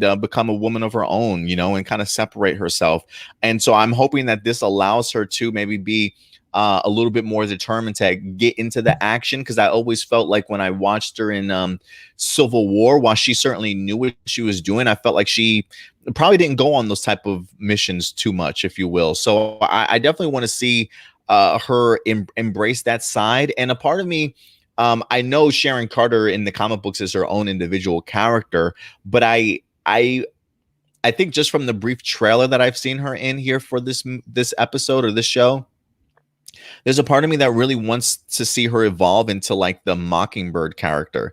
Because I believe Mockingbird also was an agent of S.H.I.E.L.D. as well. I believe Sharon Carter was also agents of S.H.I.E.L.D. I know there's no immediate connection to her and Hawkeye or anything like that, but I feel like it's okay to kind of take your own liberties if they certainly wanted to and do something else with the Sharon Carter character. I don't know if we'll ever get there, but for some reason, when I think of Emily Van Camp as Sharon Carter, I just think, man, she's going to get that badass all of a sudden. Let's actually make her into a superhero of some sort and put the Mockingbird mantle on her. So I don't know if that's the route that we're going to go, but I'm eager to see just what these past 5 years being part of the blip and coming back, just to see what her world has now changed and what it's like for her to need to adjust to this new world that we're living in. So I'm fascinated by this. Yeah, definitely. And like you said, I think we are going to get like an official answer as to what actually happened with Steve at the very end with her storyline. And I am really fascinated to see if it did have an impact on her. And yeah, I would love her to take up the mantle of the Mockingbird or something, because, you know, she kind of got screwed out of being able to actually join the fight at the end of Civil War. You know, I imagine the conversation being like, well, do you have a cool costume and a gimmick? No. Well, then No, piss off. All right. This is cool costumes only. Yeah. You're not part of the group, Sharon. All right. Like, so yeah, I would love to see if they just kind of give her a little bit something else to kind of work with. And you're right, Stuart. Listen, I don't know what the fate of the Captain America paradox is going to be, or if there even is one with this timeline. But I hope with Sharon's connection to Peggy, maybe she might be able to shine just a little bit of extra light on certainly what happened. You know what I mean? Like maybe she comes back from the blip and all of a sudden she's got memories of Steve Rogers being like her grandpa, or like her uncle or something like that, being around for most of her life. You know what I mean? I would be really fascinated if it is something that they kind of tackle. But, you know, just based off of what we saw in episode 1 with how emotionally driven this show tends to be, I am wondering if she is going to be dealing with a lot of loss. That, you know, the idea of her losing Peggy, still somebody that she looked up to and you know, had the feelings for, and Steve now being gone. I do want to see like mentally what they tap into for Sharon Carter, because I feel like that's definitely what they've been focusing on a lot just in the first episode alone. Yeah, definitely. But guys, listen, we want to know your thoughts. They're talking about an evolved Sharon Carter, that she's going to be very different from the last time that we definitely have seen her. What are some of your suggestions that you think maybe has changed in Sharon's life? What do you think her involvement is certainly going to be? Go ahead and let us know your thoughts in the live chat or the comment section box below, ladies and gentlemen. All right, Stuart. And with that, we've got 2 more topics, and we're going to be breaking down some DC news for you guys. The first one that we're going to be breaking down for you guys is some DC television news, as the world of CW and Arrowverse just continues to change. I feel like week to week as we see this really superhero television shows really evolving over at the CW. One of the shows that recently got announced, or at least picked up, that I'm really looking forward to is in fact Ava DuVernay's Naomi, a brand new sort of DC character, maybe within the past 2 years or so, getting her opportunity now to shine on the small screen as well. Her Naomi character, actually, if you watch or if you pay attention to DC comic books, has officially, or at least will be officially, joining the Justice League here rather soon in the new story arc that's certainly happening. So big things are definitely lining up for Naomi to certainly get some fantastic spotlight. And what better way to get spotlight than having somebody as talented as Ava DuVernay to go ahead and really run ship for this upcoming series. Now, this week, guys, we finally actually got ourselves an announcement as to who's going to be playing the lead role of Naomi herself. So let's go ahead and dive into this. This actually comes to us from Deadline.com, letting us know that Ava DuVernay's Naomi has found its lead role, and it has tapped Kaci Walfall for the title role, and they also add 3 series regulars as well. So it says Ava DuVernay's superhero DC drama Naomi has found its lead. Kaci Walfall from Army Wives, Power, and The Lion King on Broadway has been tapped for the title role in the CW drama pilot. It says Naomi, the network's latest DC adaptation, comes from Ava DuVernay and Arrow writer and co-executive producer Jill Blankenship. Based on the eponymous comic book series that debuted in 2019, co-written by Brian Michael Bendis, it says the show follows a teen girl's journey from her small northwestern town to the heights of the multiverse. When a supernatural event takes her hometown to the core, Naomi sets out to uncover its origins, and what she discovers will challenge everything she believed about heroes. It says Walfall's Naomi is an effortlessly cool and confident high school student who is the adopted daughter of a doting parents. Popular with all the kids in her military town, Naomi is unafraid to embrace her AP student comic book loving nerdiness. After a supernatural event leads to discovery of her powers within, Naomi pursues her hidden destiny. And then they go ahead and talk about some of the other series regulars that have been tapped as well. So, Stuart, it's about to hit us. It says Kaci Walfall made her Broadway debut at the age of 9 as young Nala in The Lion King. At age 11, she originated the role of Lavender.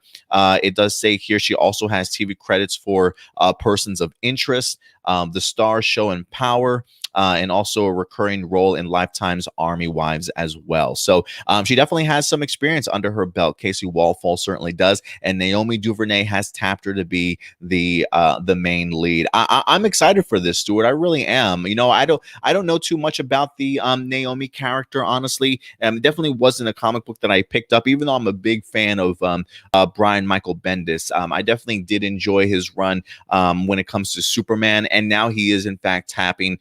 He now is in fact writing the Justice League comic book series, which makes sense as to why Naomi probably is a part of that group as well.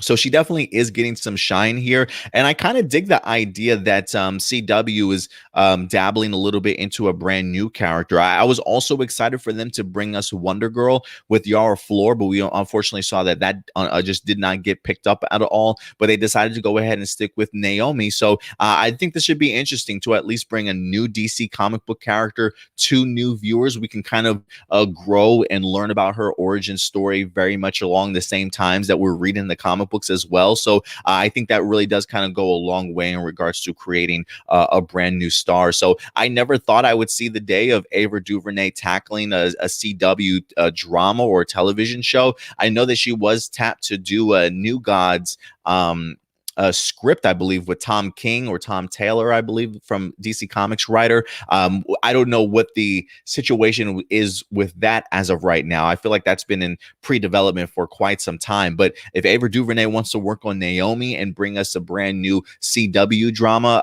I'm here for it. And I think if anything's got me excited, it's definitely the DuVernay name attached to this more than anything that kind of gives me confidence about this series. So I think this is definitely something special we're going to get on our hands. But what do you think here, Stuart, now that you hear that they actually have a lead for the main role?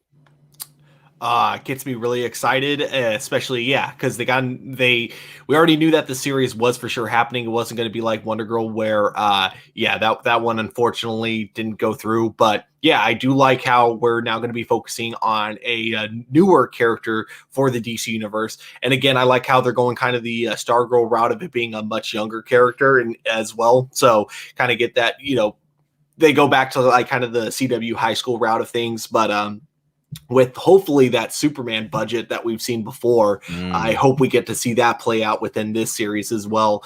But yeah, no, there's a lot I'm looking forward to about the show overall. And even though I'm not familiar with this actress and any of the roles that she's done before, I do got to imagine you got like a showrunner who's also going to be working on a major high budget DC movie. So if she saw something in her, clearly there is a lot to this actress that we're going to be seeing play out within the TV series as well, which I look forward to.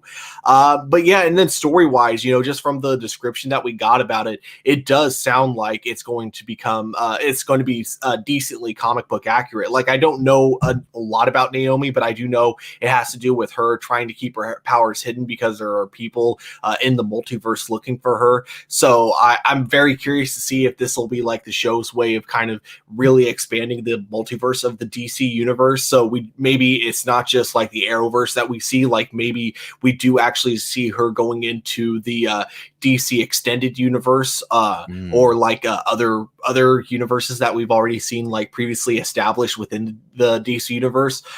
So that's actually kind of what intrigues me the most about it, is kind of like seeing like what kind of show we're going to get into in terms of like what they explore with the multiverse. Is it going to be like all taking place on one Earth that she's trying to hide in, or does she end up having to go into different realities in order to keep on hiding from, you know, whatever threat is looking for her? Yeah, just a lot to look forward to about the show overall. Yeah, because we don't really know too much about what all is out there after Crisis, right? You know, them kind of reshaping the universe and stuff. I mean, we know that there is a new multiverse that's out there, but we haven't really had the opportunity to dabble in it as much. So I am interested to see if they, in Naomi, at least introduce us a little bit more to the concept of the multiverse, maybe allowing us to see some planets and some, you know, different alien races that certainly might be out there that we haven't been introduced to, because I believe you're right, the idea of her kind of hiding her powers away, because there is like another source, or you know, people out there certainly trying to look or hunt her down type of thing. So I would be fascinated by that. And you do bring up a good point, like when it comes to Ava DuVernay's, as far as like the budget for the show goes, you can't skip out on Ava DuVernay, man. You got to put that best foot forward when it comes to production value. So I'm really hoping that they pay as much attention to this as they do some of those other shows like a Superman and Lois, or even the Stargirl type of level production. I do hope that they pay close attention to that. Ava DuVernay is such a big name. You can't give her chump change. You know what I mean? Yeah, definitely. Another thing I kind of like, am very curious to see if they bring in from the comic books, is I know that in the comic books, she was kind of like the president of a fan club for Superman, and so I think that'd be kind of funny if it ends up taking place within that universe of the Arrowverse, essentially. If like she ends up being like, you know, the captain of the Superman fan club, but it's the Superman from the Arrowverse. It would be really funny, especially if they ended up doing a crossover, like because she's in high school, if she were to cross over with Clark Kent's kids, and you know, you have that moment of her being like, "Oh, Superman is so fantastic," and then you know, you get maybe Superman's kids just being like, "Yeah, I mean, he's okay," or whatever. I mean, who knows? Maybe we get ourselves a Tyler cameo at the end of the Naomi series briefly, you know, just to fulfill her fangirl dream. You know what I mean? Yeah. It'll be pretty interesting. But we definitely want to know your guys' thoughts. If anything, you're right. I don't know too much about Kaci Walfall myself, but considering the fact that they did mention she is in was it Army Wives? She's also in Power and things like that. I may try and check some of those out just to kind of see what she's going to be bringing to this particular role. But I'm definitely excited to see what Ava DuVernay and Kaci Walfall will do. But guys, listen, at the end of the day, we want to know your thoughts. You hear that Ava DuVernay has found her main character, or her main actor for the main character. Definitely let us know your thoughts in the live chat or the comment section box below, ladies and gentlemen. And with that, Stuart, we've got one more topic that we're going to talk about before we get into some live viewer questions today. But this one also comes to us from Deadline.com in regards to the world of DC, as more DC movies are in fact being looked at to go ahead and put into development. I mean, we just got ourselves the Justice League that wind up dropping on HBO Max. We know that we're going to be getting a Flashpoint movie at some particular point in time, but I still feel very much as though the future of the DCEU universe is still up in the air. I mean, we did get ourselves a little bit of a film slate, or some slates announced for us a couple of weeks ago. We did have, I believe it was Suicide Squad that's going to be here before we know it as well. So we definitely have some movies when it comes to the DCEU to look forward to. And it seems as though we might have ourselves yet another one that has been planned for quite some time, according to the article. But let's dive into this. This is from Deadline.com, letting us know that Warner Brothers, DC Films, and Chernin teaming on an Hourman film with Gavin James and Neil Widener writing the script. So it seems as though Hourman may in fact be coming to the big screen. It says exclusive, Warner Brothers and DC's are developing an adaptation of the popular comic Hourman. It says the adaptation is being penned by writing duo Gavin Gavin James and Neil Widener. This will mark the first time Chernin has developed a DC property. It says originally created by Ken Fitch in 1940 and originally appearing in the Stargirl comics, the hero had 3 different incarnations, with the first one being the chemist Rex Tyler. The first time we meet the character, it says Tyler would create a new synthesis Miracolo, which grants him super strength and endurance, but only for an hour. We also wind up getting Rex's son, Rick Tyler, would later become the hero, ultimately becoming the most popular Hourman as the years went on. And we get to see Rick Tyler in the current season of Stargirl as well. It does say that over the past decade, DC has been playing with the idea of how to proceed with an Hourman project, coming close in 2013 when they began developing a series around Rex Tyler, the character for the CW. While that never moved forward, the character was featured at least in Legends of Tomorrow, where Tyler served as the leader of the group, which, if I'm not mistaken, I believe that was season 2 that they wind up popping up in here as well. Let's see. It says it is unknown as to which character will play Hourman at this particular point in time. So it says, as for Chernin, the producing company, while they aren't known for developing comic book properties, it has shown the ability to successfully relaunch popular IP into the box office with critical hits, including the Planet of the Apes trilogy as well. So definitely getting some experience on board here for this Hourman. Stuart, let me ask you, if you had to pick as to which Hourman you would definitely focus on, would you want it to be Rex Tyler, or would you want it to be his kid in Rick?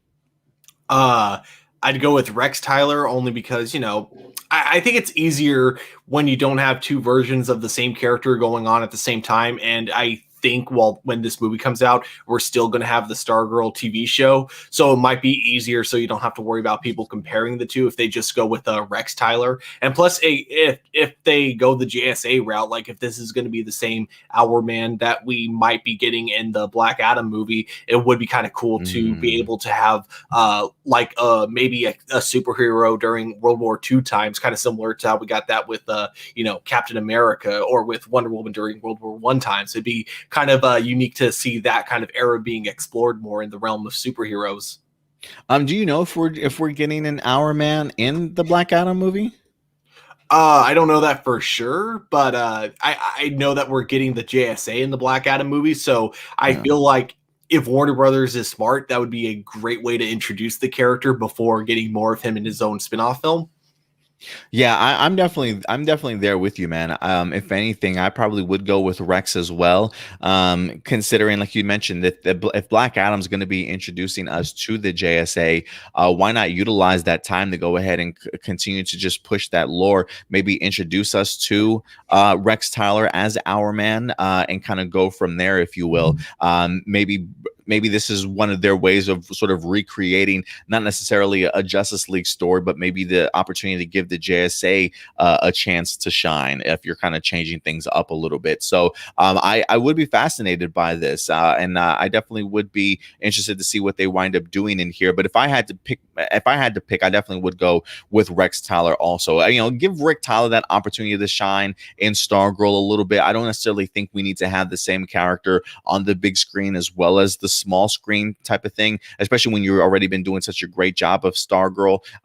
Don't fix what's not broken, sort of thing. Like, I would hate to see them come up with another movie and then it just be maybe different than what we're seeing in the Stargirl television show when it comes to Rick. So I'd rather us go back to the actual JSA member himself in Rex Tyler, and kind of seeing what that storyline winds up revolving around. The idea of coming up with like a miracle drug that kind of gives you super strength, if you will. I kind of find that fascinating, to see them maybe explore that a little bit. So you might be onto something, Stuart. Maybe something like a Black Adam will be a launching off point to push us into an Hourman movie. If that's the case, I would definitely be on board with this for sure. And for a villain though, I'd love to see like someone utilizing the same drug, but like it lasts for more than just an hour. Like maybe it's like a permanent one, and like that's one thing that he tries to exploit with Hourman. Is just the idea of, you gave yourself a weakness, then Hourman using his own human strength to finish him off, saying it wasn't a weakness.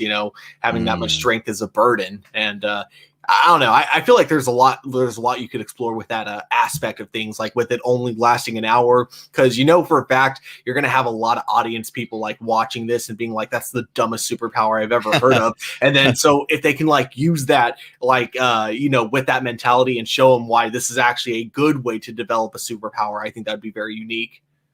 Yeah, no, I definitely agree with you, man. I definitely agree with you. I wasn't expecting Hourman to be something that they would even consider making into a movie. But if you've got some writers that know what they're doing, definitely, I certainly would be more than happy to hear their pitch. I will say this: I think just looking at their IM Internet Movie IMDb. I don't know why I always mess up the damn acronyms for that, but it didn't seem as though there was too much on regards to like their writing credits. So that does make me a little bit worried. I feel like more maybe producer wise than writing. But we'll see what they wind up coming together with, guys.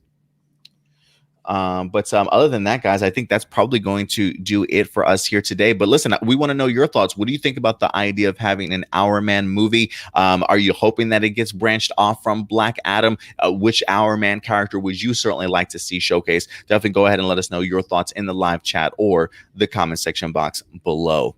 And I think real quick, shout out to Adrian Perez for certainly coming through. What's up, Adrian? Good to see you in here, buddy, today. I appreciate that. Let's see. Let's go over to some of your guys' live viewer questions as we wrap up this particular week's show. Let's see here.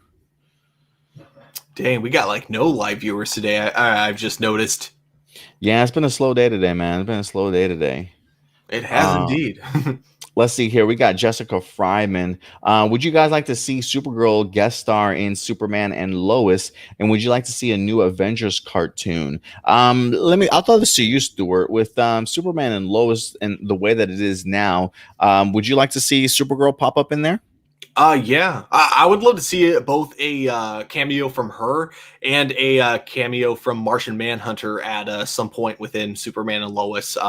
But yeah, mostly it would be really cool to see Melissa Benoist get like one final like hurrah on Superman and Lois just before officially leaving the Arrowverse. Especially because I don't think we're going to be getting Tyler Hoechlin in Supergirl anytime soon. So it'd be nice for them to have one last scene together before she officially ends her show. Yeah, I was gonna say, I don't know if Tyler would come on to Supergirl, but I would. I do want to see that. I do want to see at least Melissa and Tyler being able to at least have one more scene together, whether that be on Superman and Lois or on Supergirl series. Considering the fact that it is going to be the finale, I don't know if this is going to be the end completely of Melissa Benoist as Supergirl. Like if they want to maybe bring her on as a cameo or play a significant role in a couple of episodes here or there. I feel like Melissa Benoist would certainly still be up to that challenge if that becomes the case. But I would really love to see it, especially for the last season. Again, whether it's on her show or Tyler's show, I would love to see it. Would you like to see a new Avengers cartoon? Is it time for another one, Stuart? If it's one that they're like actually putting effort into, because which they probably would now that they got their Disney Plus platform. But they had a period of time where all of their Avengers cartoons that were coming out, there was like a new cartoon year after year because like they cared way more about the merchandising and marketing aspect of it. They were like making sure like there were weird mandates that they had to do. Like if an Avengers movie was coming out, then the villain who was going to be in that movie had to be in the cartoon.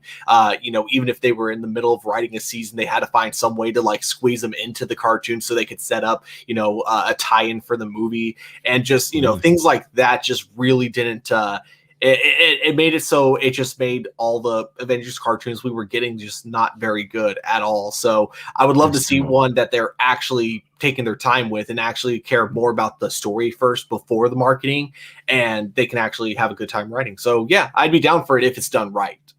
Yeah, I think it was Earth's Mightiest Heroes, I think was a recent one that I enjoyed a few years back. I had a good time watching that, but I would be open for another one. Let's see here. AJ's got a couple questions. He did ask, what did you guys think of Snyder Cut and Falcon and the Winter Soldier? We kind of talked about those already at the top of the show. If you guys want to go ahead and hear our thoughts in regards to that. What did you guys think of this week's CW shows of The Flash, Black Lightning, and Superman and Lois? For the two shows that you don't review, Stuart, what did you think of them, Flash and Black Lightning?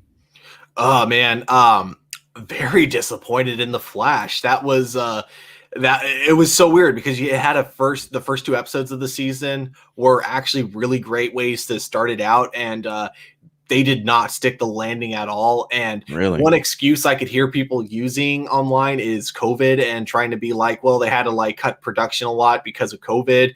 I think that's a terrible excuse, because if you're a creative writer, which, you know, they've shown that they are on The Flash, they could have easily found ways to address it. Like, and I know like one big thing is there was a lot of like mass panic going on in the city, but you couldn't actually show it. So you had to have characters reacting to the mass panic rather than seeing it. And I get that. And I didn't mind that aspect of it because, yeah, I knew that was going to be a thing with COVID.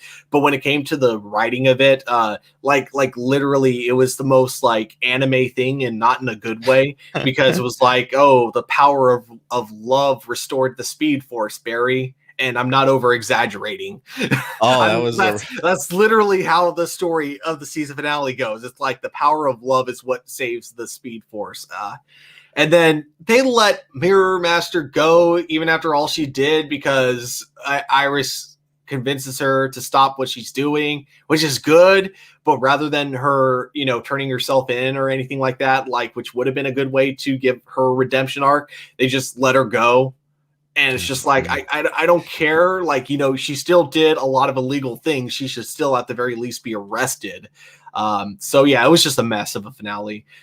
So I'm glad that they're done with that. So now we can move on to a new arc, though, for sure. New arcs.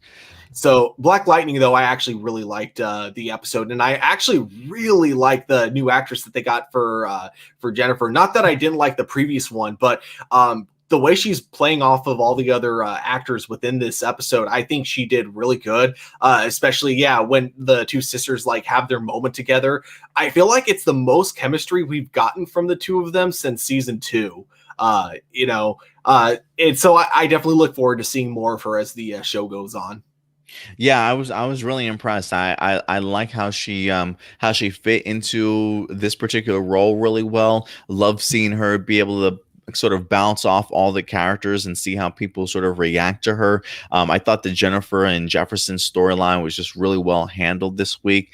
I'm still, you know, I'm so over the Grace and Anissa stuff. Honestly, I'm just tapping out in regards to that.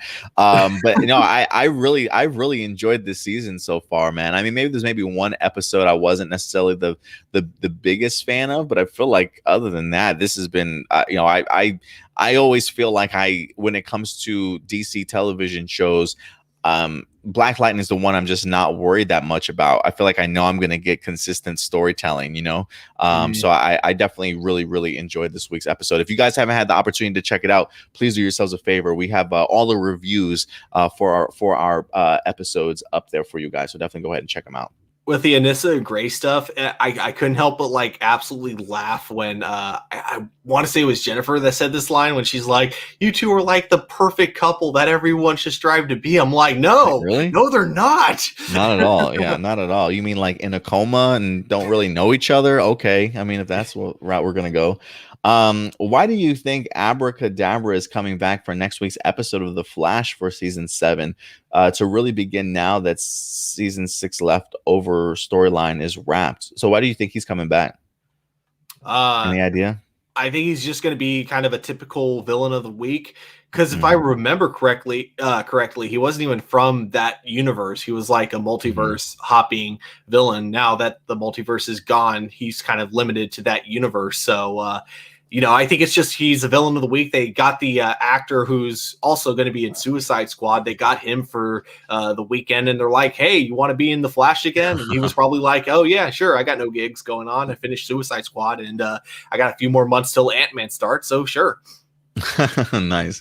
Let's see here. Jessica Fryman says, would you like to see Tom Welling from Smallville do a guest star appearance on Superman and Lois? And would you like to see one of the Robins or Batgirl come to Batwoman? Ooh, that'd be interesting. Tom Welling on Superman and Lois. Maybe. I would be okay with it if he. I was gonna say what if he played a different character as a cameo, maybe. Similar to how they had like Dean Cain and Supergirl. You know how they brought back some of the past people that had connections to Superman or Supergirl into the show. Even Wonder Woman kind of back into the show. So, it's just tricky when it's another Superman though.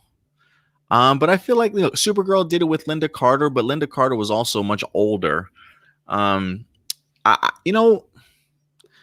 If it's a brief cameo, I'll take it. Tom Welling in a Superman show, I'll take it. What about you, Stuart? Do you think it's too much for nerds to handle? Will our minds explode? I wouldn't want him to. I wouldn't mind it. I just wouldn't want him to play Superman because I feel like that they gave the show perfect. I don't know if you heard that, but I'm sorry, that was my alarm. They gave the show, I think, perfect closure within Crisis on Infinite Earths. It was a perfect ending, I think, for him, and I don't really think we need more. However, I wouldn't mind it if he were to come into the show playing the same character he plays on Lucifer, like as I think he's a detective, if I'm not mistaken. It would be cool. Plus, it'd be kind of awesome to just kind of confirm that. Because like we still don't really know for sure if Lucifer is now like part of the Arrowverse or if it's still like in its own separate reality. So it'd be kind of cool if that was like the show's like low key way of confirming that now they are connected. In fact, that'd be kind of cool. That would be pretty cool. Yeah, because when I think of Tom Welling, I feel like he's just such a force when it comes to Superman that he just can't play another Clark Kent. I almost even think the idea of even having Tom Welling on the show that people would still lose their shit. I just feel like if you are going to have Tom Welling on the show, like his storylines, I feel like can't even interact with Clark. I feel like they've got to be either like high school oriented, where he's like a teacher or a coach or a gym teacher or something, or he's working alongside with Lois on a story or like an investigative something. You know what I'm saying? Like I just can't have him have direct contact with Clark Kent, because the moment Tyler and Tom come together, man, it's just it's just gonna blow up the internet, and I don't want it to take away from what Tyler's already established himself as a really great Superman on his own show. You know what I mean? So I wouldn't want another Superman to kind of come in and step on his feet a little bit. So I think if you are going to bring Tom Welling in, you got to be really careful about how you utilize him. But I do think there might be a role or two out there for him for sure. Yeah, I'd be extremely worried, especially if he were to reprise his role as Clark Kent, because just the way the CW tends to write Tyler Hoechlin's Superman is like he's always being outshined by other Kryptonians. So, the moment they bring in another Superman, it's like, oh, now we got to have, Tom, now we have to have this guy looks way better than you. Yeah, now this guy's going to kick your ass, Tyler. So let's see here. And then would you like to see other Robins or Batgirl come to Batwoman? I mean, I don't know if it calls for it, but I wouldn't mind it. I don't know if has that world established if there have been any Robins or Batgirls? We know for a fact that there's been a Robin within that universe because they've referenced him a couple of times. Because we've already gotten Dick Grayson and Jason Todd, and now we're getting Tim Drake as well in the upcoming Titans season 3. I feel like if they do a Robin, I would want it to be a very different one. So I would want it to be Damian Wayne if we got Robin. So I'm all for it. But yeah, I just it would depend on how they utilize him. And yeah, it would be also really weird because just with Batman being missing within the show and them still like the writers themselves admitting that they don't have an explanation for where he's at. I don't know how they would write in a Robin. It would be really, it would be difficult, let's say. Yeah, it definitely would be. I'm trying to think of, hold on. I think I have an idea as to who I personally would, if I'm going to go, you know what? I would go with, because of the fact that they've already done all these Robins before, like you mentioned, Stuart, if we're going to get another Robin, give me Carrie Kelly from Frank Miller's Dark Knight series. Give me a female Robin. I feel like they haven't had a chance to really utilize her in a live action form before. So I think if you want to switch it up, take your liberties to tell some stories. I know Carrie Kelly's Robin takes place at a different time period for Bruce, and that type of thing. But I think it would be really cool to to introduce her, especially for a Batwoman show. You know what I mean? That would be pretty cool as her new little sidekick. I don't know if Batwoman would have a sidekick, but I wouldn't mind the idea of a Carrie Kelly Robin maybe popping up in there. I feel like because it's a very different Batwoman, they probably, and so they have to reestablish this character. They definitely want to give her a couple more seasons before they give her a sidekick. But I could see it happening, like if the show goes on for another 2 or 3 seasons, definitely. And then let's see here. We got a couple questions from Doomsday. If Spider-Man and Shazam were in a battle with each other, who do you think would win? Shazam. I got Shazam on that one. Who do you got, though? Shazam or Spidey? I got to go with Spider-Man because he's one of the most intelligent characters within the Marvel universe. So I feel like, Shazam would win at first, but I feel like eventually Peter Parker would come up with a solution. I like it. Let's see here. During the Endgame end credits for the OG6, don't you think that more people should have cheered for Scarlett Johansson and Mark Ruffalo because Black Widow gave her life to give Hawkeye and the Soul Stone, and Hulk snapped his fingers to bring back the others? I mean, I guess it just depends on what theater you're in. Like everybody got a round of applause in the theater that I was certainly in. So I guess it just depends on where you sat. But I feel like everybody got their just deserves and shine though. Yeah, same. Dude, seeing Endgame in theaters, just because I saw like the very first showing and I was clearly in a theater filled with MCU fans, it was one of the most fun experiences I've ever had. Because it was, I wish I was recording the audience reactions to everything. Yeah, for real, that would have been pretty priceless.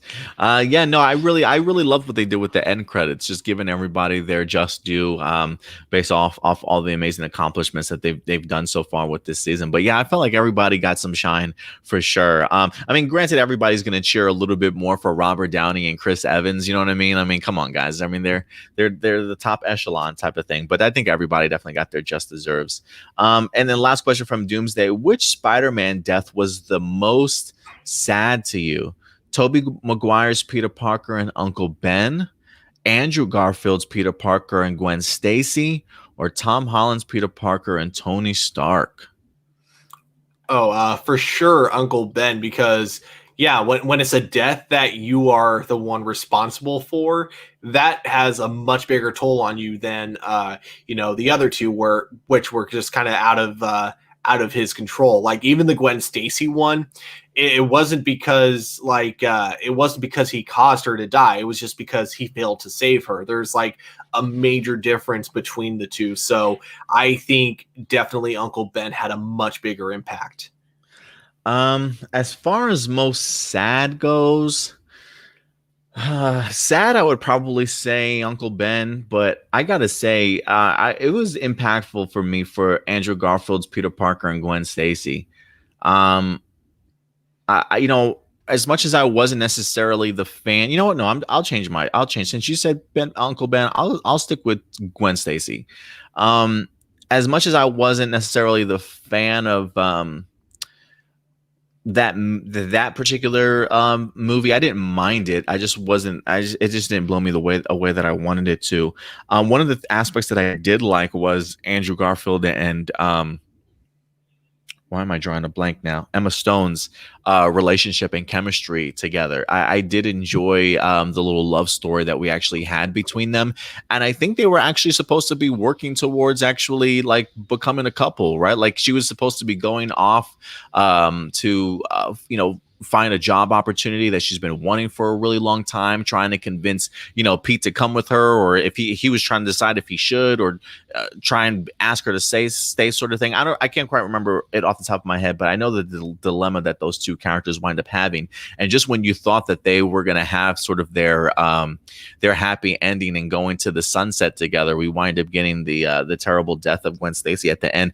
Visually, And direction wise, I thought it was just beautifully shot. I really enjoyed just that moment. That's probably one of my more impactful moments of Amazing Spider-Man 2.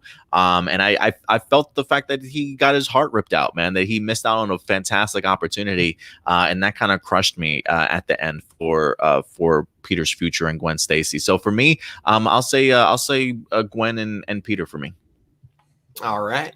And I think other than that, I think that's actually going to go ahead and do it for us here. I know AJ's throwing in a couple of questions here in the comments, but the live viewer questions we definitely have completed. So let's go ahead and pick a couple comments, if any, and then we'll go ahead and wrap up for the day. Oh, see, this is one that I keep bringing up that I think would be an awesome way to end Supergirl. With Lex Luthor being president, and rather than giving him a major role on any of the individual shows, having him be like kind of a guest star on all of them, kind of like what they're doing with David Ramsey, but have him be like, as a low-key villain. So he's not like the main villain of any of the shows, but he does like have some subtle impacts. Like my biggest thing is thinking that he could like pardon some of the villains from each of the individual shows as like an excuse to bring back a lot of them. I think that'd be pretty cool. That would be pretty cool. I mean, I feel like we've been harping for Lex Luthor to be president for quite some time. I feel like ever since John Cryer came onto the show a couple seasons ago, we've really been pushing for the presidency for him. It wouldn't surprise me. It honestly wouldn't surprise me. I'm kind of hoping that is part of his plan for season 6. I mean, can you imagine the idea of Lex being the president and Tobias being the mayor of Frillin at the same time? That would be pretty bananas to me. But yeah, I hope that's what the end result is for Lex, because you're right. I mean, it would allow John Cryer to still continue to play the Lex Luthor role, but maybe just not in a recurring fashion on a show as a TV regular. I mean, John Cryer could pop up in an address to the nation on a news network or something like that on one of the television shows that we're watching, or whatever the case may be. So I think that would be pretty cool that you can keep him in the background as a villain, and then when you do want to do either a big crossover event or have somebody with the oomph of a Lex Luthor on your show, you could bring John Cryer in to certainly pull that off. I think that would be a lot of fun, honestly. Mm-hmm.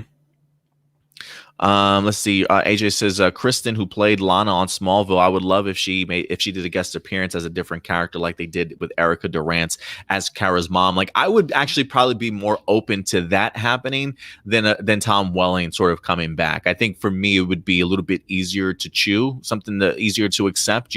Seeing Kristen on the show instead of Tom Welling. But maybe that's just me. How do you feel about the idea of having this Smallville's Lana on the show? I'd be all down for it. Especially if they give her some relationship with the current Lana that we got in the show, like them being maybe besties in high school or something like that. I'm all for that. And you did mention something about the idea of maybe some people popping up on Superman and Lois. AJ does say, what about James Olsen? You think we'll see Mekhi Brooks at some point in time on Supergirl or Superman and Lois?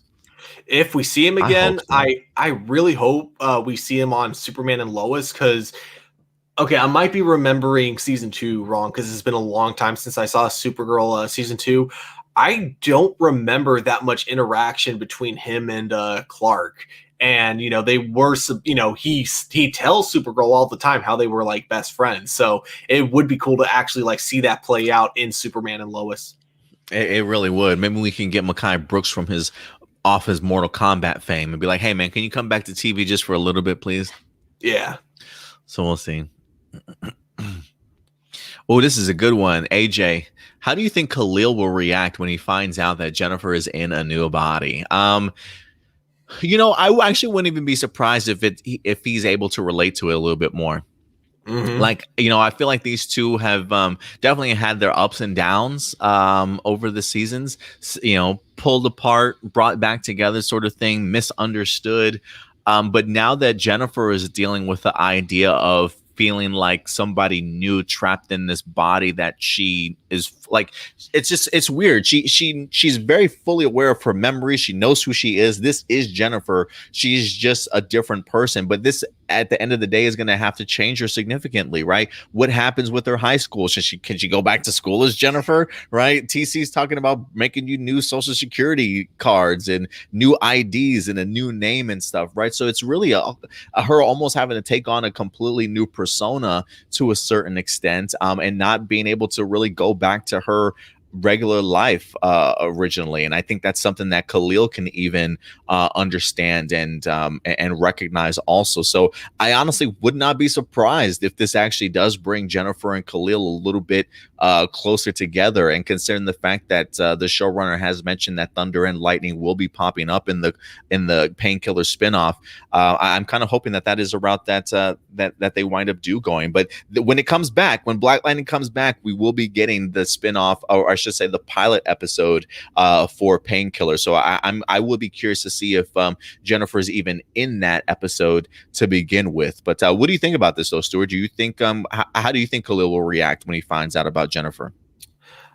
Man, I feel like he's going to be extremely doubtful about it being Jennifer to begin with. It's going to take, the other Pierce families to be like, no, we swear it's like actually her, or her like bringing up like, I guess, embarrassing moments from his life that only she would know. Like, because, they've been, I assume they were friends before the show started, because they hint that they have like a big history together. So maybe her bringing up like embarrassing stories about him that take place before the show in order to get him to believe her. So I feel like you could use some real good comedy with that.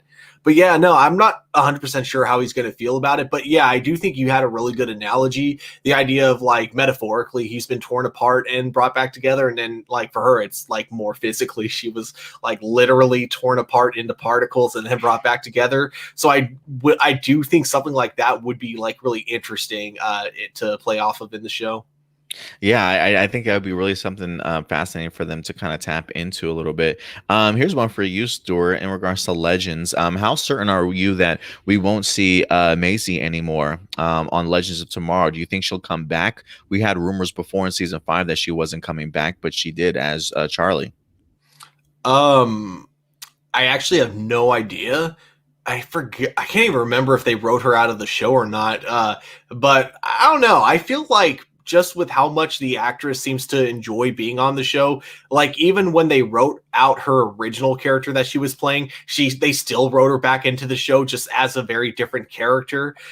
So I feel like they'll probably do something differently. So even if they don't want to use the character Charlie anymore, maybe she'll return as Vixen. The multiverse has been rewritten, so maybe Vixen just takes on a whole new appearance, and her appearance just happens to look exactly the same as her grandmother's. I kind of dig that idea, actually.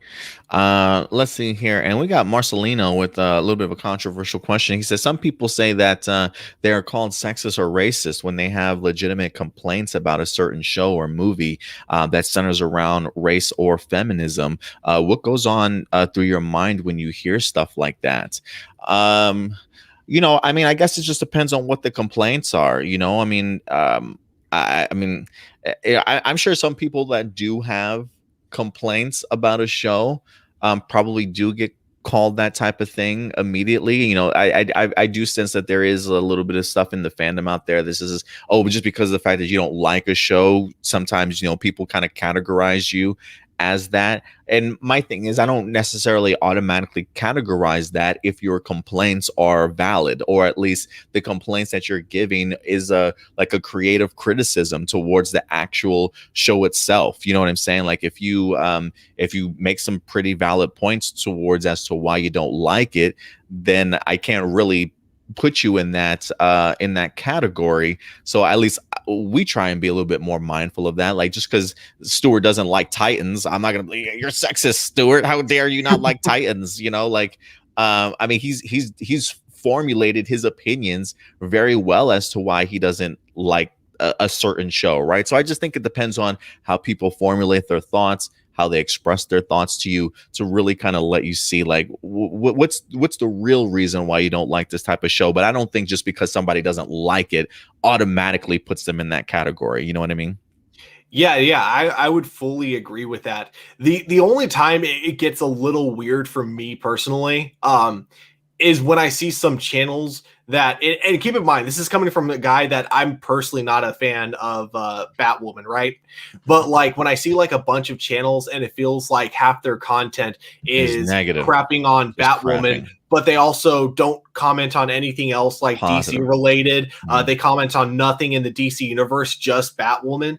It just makes me wonder why they're even bothering to talk about it then. But other than that, yeah, no, I do fully agree. If it is a legit complaint about the show, yeah, there's nothing wrong with complaining about a show and saying, calling out bad writing when it's bad writing. You shouldn't use like the fact that it's ethnically diverse or generally equal or something like that as an excuse to say, oh, you don't like this direction, so clearly it's just because you're sexist or racist. It's like, no, maybe listen to what the person's actually saying before saying something like that about them. But yeah, I mean, but I will also say there are definitely people like that on YouTube that are sexist and racist and will use that in their critiques, but not everyone will do it like that.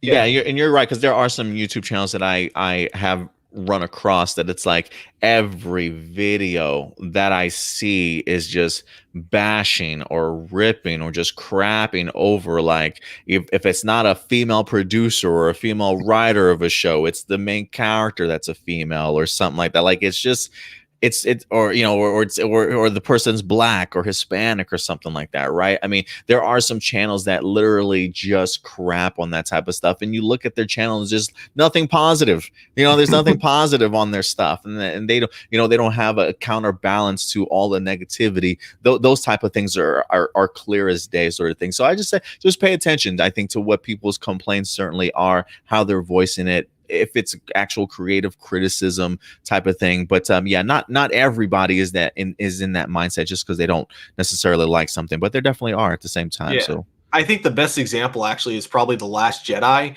There are plenty of people with good reasons not to like The Last Jedi. Even though I personally do like The Last Jedi, I recognize a lot of the faults, and I'm not gonna like just immediately say, "Oh, you don't like The Last Jedi? Clearly, you're sexist."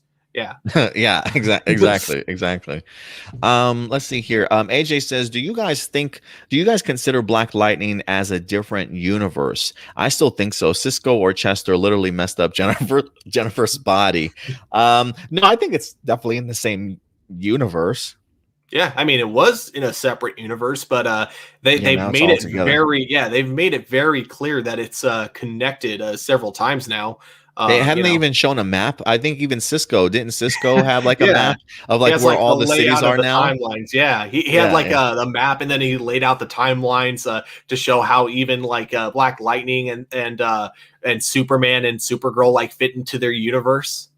Yeah, so it's definitely very much the same universe. Just because of the fact that we didn't get the Flash to pop up in last week's episode doesn't mean that they're not. That doesn't mean that they're not connected. I promise. That's it's all COVID, man. Like I feel like that is the crossover they wanted, but I knew it wouldn't have happened because COVID. I got so hyped when they were like, yeah, what we need is in Star Labs. He's like, I'll be back. I have a friend there. I'm like, Barry's about to be on this show. Oh shit. And then the next clip, he's just back with it. I'm like, what just happened? You couldn't get Cisco on the show? Like, damn, what's the budget here, guys? But you're right, COVID. I wouldn't have minded that so much if they had a scene in between that. It was so awkward how they went from one scene to the next. Literally the next scene, he's back. They should have had at least just any random scene between that. It would have been better edited. I would have even taken a little 2 hours later at the bottom or some shit, like nothing. It just went straight into the next scene and he's back with it. So I was like, damn. Yeah, they got me hyped for nothing, man. Got me hyped for nothing.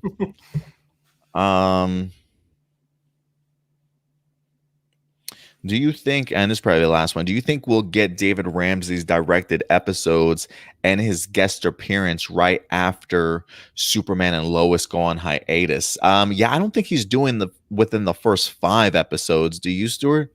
I heard it was supposed to be episode 8. Okay. Yeah, I if I were to guess, I'd assume it's episode 8 of like all the shows, but I could be wrong about that. So we'll have to wait and see for that. Yeah, that'll be interesting, especially with the hiatus coming. I'm wondering how that's going to throw off storyline moments for that. So we'll definitely have to see. I would assume that they're not going to line up as well as they used to. Yeah, I was wondering, like, storyline wise, like, are they supposed to be lined up in a certain order? But we'll see what happens when they actually wind up releasing it. All right. Other than that, I think that's probably going to be it for us, guys. Let me just check live viewer questions are all caught up. So I think that's going to be everything for us, guys. So thank you for all the comments and all the questions this week. As always, ladies and gentlemen, we love having these open discussions with you guys. So we always appreciate you guys certainly coming through whenever you can. Just a quick heads up. Also, we are going to be back on later on today live for you guys. We do have ourselves the Justice League review. So spoiler warning ahead for you guys. We're going to be going live at 4 p.m. Central Time today. Again, 4 p.m. Central Time. Me, Stuart, and Indy will be sitting down and talking about Zack Snyder's Justice League with all the goodies in store, ladies and gentlemen. So if you haven't had the opportunity to watch Justice League, you got not enough time to watch it now. So maybe if you got to finish off the last half of the movie, go ahead and check it out. But we definitely will be back. But Stuart, in the meantime, sir, if people want to try and reach out to you on social media, where can they find you, and what projects are you working on, if any, right now? You guys can follow me at TurboStew01. Currently not working on any new projects, but I'm hoping that'll change. I got a script reading that'll be coming up next month, and I'm hoping we can finally shoot our film, because it's a short horror film that I wrote a while ago, and it's going to be like kind of a found footage horror film.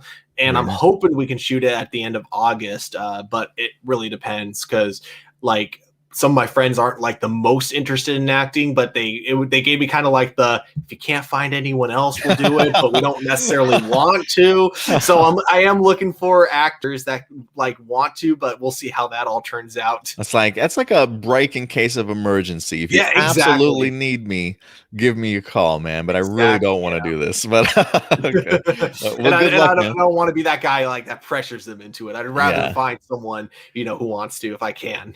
I get you. So fingers crossed. Yeah, man, definitely. Good luck with that, Stuart. But guys, listen, if you want to follow us here at social media, you can do so right here at APlus up here at the top. Very active over on our main page, which is Facebook, along with Twitter. You can also check us out over on Instagram as well as Twitch for you gamers. Also, if you haven't subscribed to the channel, please do yourselves a favor, hit that subscribe button along with that bell notification. So anytime we drop a brand new video, you guys will certainly be notified. But other than that, that's going to wrap it up for us, but we'll see you later on this afternoon, guys. But in the meantime, take care of yourselves, take care of each other, and as always, keep it A+. We'll talk to you guys later. Bye.